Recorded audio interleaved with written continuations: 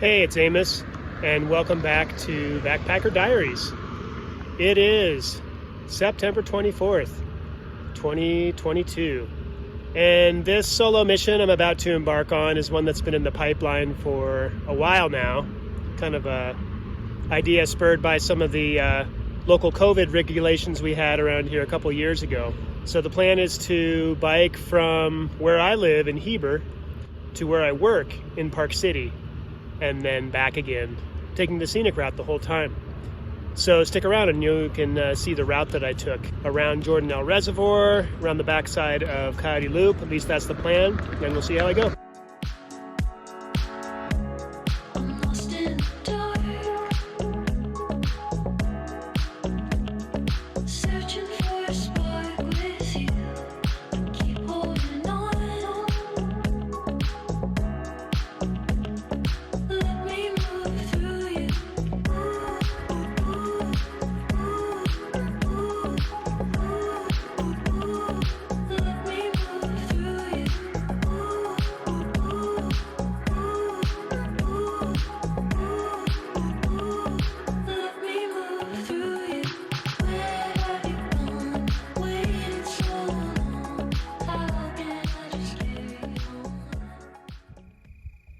I pedaled up above Red Ledges, about 5 miles from where I live, before finding a spot that based on the light that was left, I just couldn't refuse.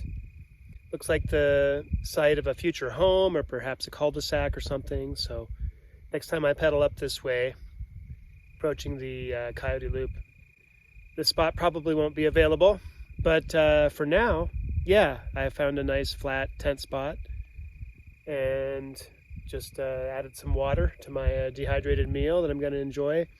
It's going to be fairly dark skies tonight, at least by Heber standards, in that there's almost no moon. There was just a really thin sliver tonight. So I'm hoping that it's going to be light on the wind tonight. It's supposed to be down in I think the upper 30s.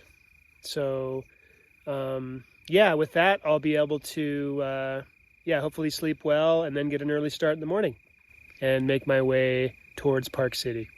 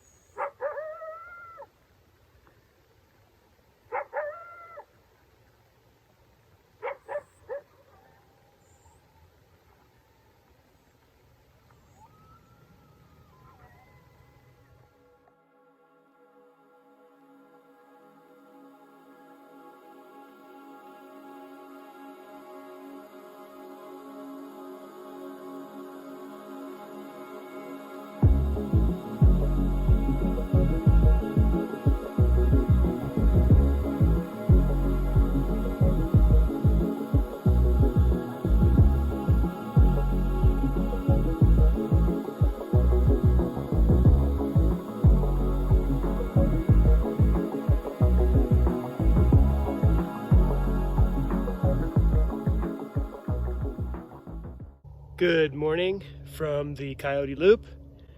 I made it up to the junction here with the Red Ledges Trail. It's about 2.5 miles above where I camped last night. And yeah, just having a great time so far. Had very little wind last night. I was sort of woken up by the coyotes around 5:30.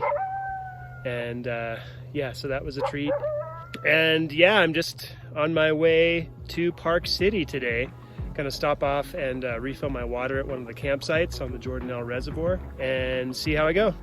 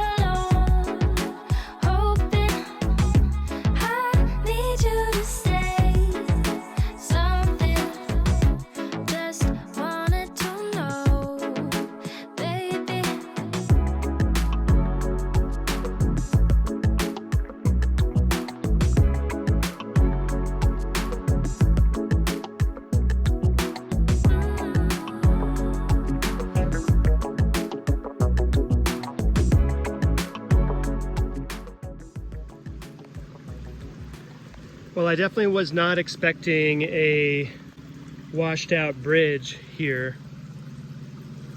where the Provo River meets Jordanelle Reservoir. If I had to do it all over again, I would just have stayed on the pavement and entered in to this part of Jordanelle State Park where all of the cars enter in by the Rocky Top trailhead, sort of. So live and learn, but for this time I'm gonna see if I can carry my bike across where the bridge has broken up in a couple of sections, refill water there, have some lunch, and then be on my way around the east side of Jordanelle Reservoir. Just wanted to know, are you letting me go? I'm left here alone, hoping I need you to say something. Just wanted to know.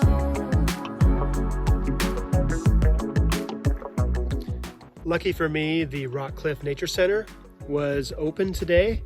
They were able to provide me with a refill for my water. And yeah, it's usually they would charge $5 for a day pass for bikes coming through, but the computer system was down today, so they let it slide in that case. But yeah, that was a nice little lunch stop and water top off. So now I'm gonna go and look for the Jordanelle perimeter eastern section and see how I go.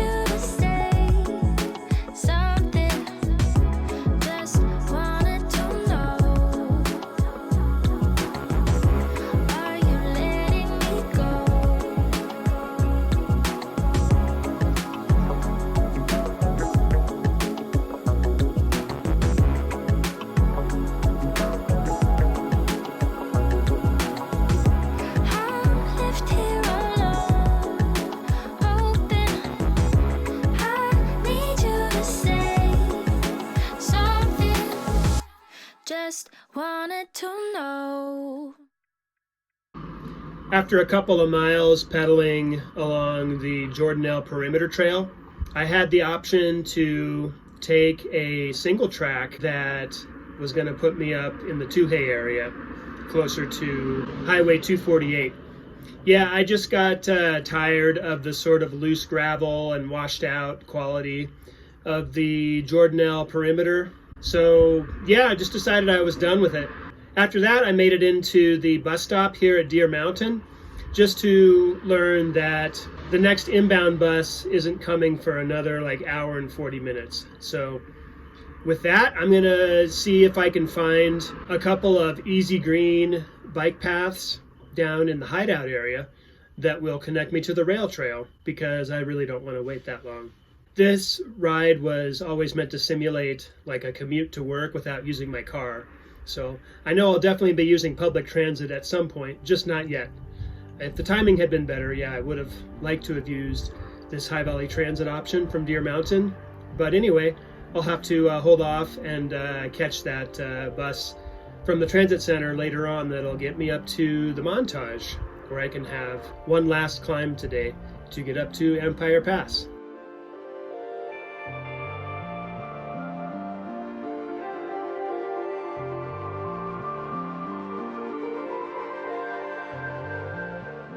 Fortunately for me, there is a locker where I can store stuff at work.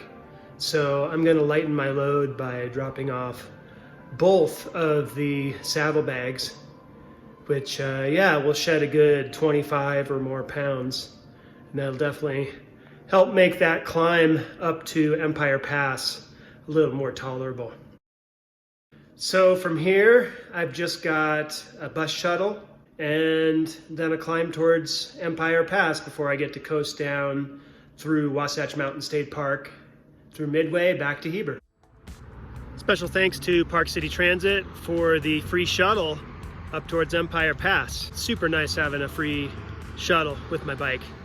But I've still got some work to do. It's my last push of the day to get up and over Empire Pass and on towards Midway. We'll see how I go.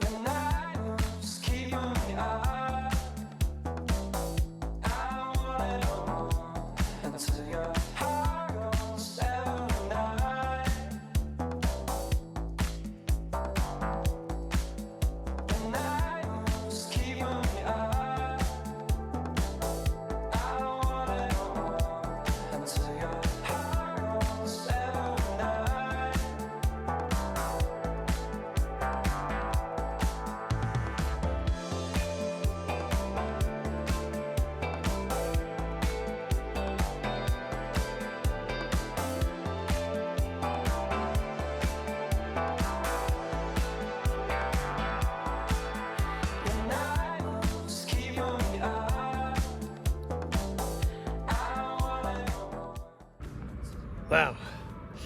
Okay, 25 hours and change later, made it back to the Wasatch County Library where I started. And if you subtract out the bus shuttle, I did about 50 miles on the trip.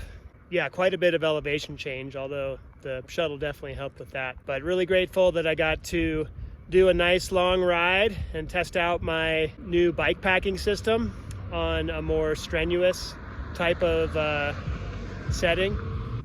I would hope that this video would inspire some of you also to find a adventure out your back door as well, because whether you're living in a rural area in the mountains like I do, or even if you're living in the city, there's some pretty large adventures to be had in terms of like even urban through hiking and whatnot. It's worth looking into to find adventures that will decrease your carbon footprint and allow you to save some gas money as well. So with that, I'll say so long for now. See you next time.